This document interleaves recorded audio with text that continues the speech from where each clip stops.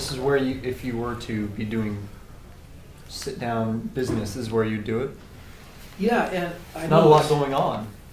Okay, I know this sounds like implausible.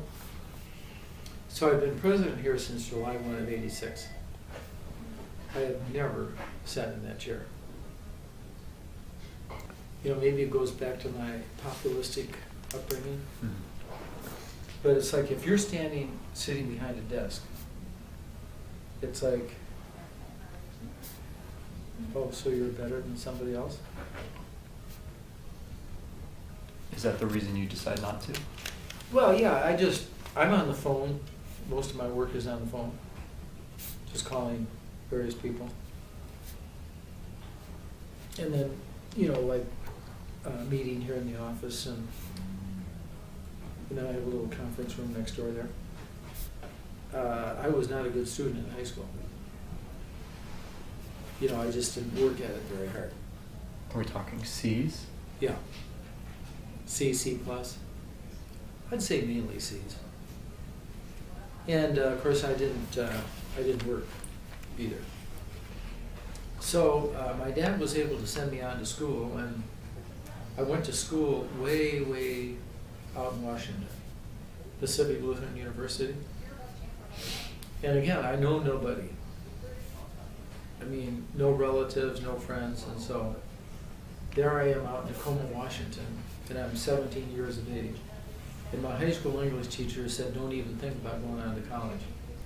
And I think it was halfway through my freshman year that I said, yeah, I think I can do this. And it was kind of like, you know, the light bulb goes on, and you think, geez, I can do this. And so I got a 2.5 my first semester. I got about a 3 my second semester. And then from then on, I got straight A's.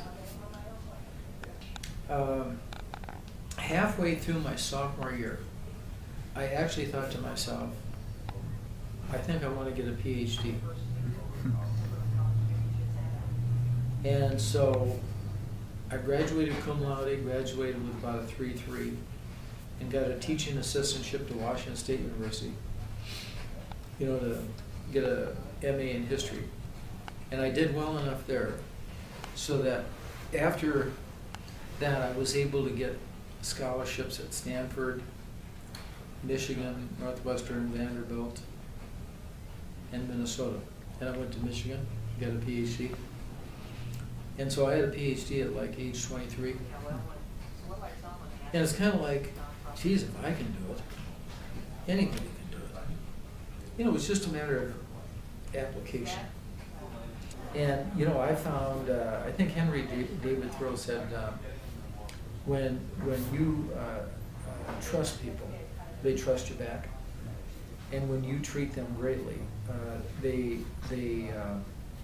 rise to the occasion and do unbelievable things.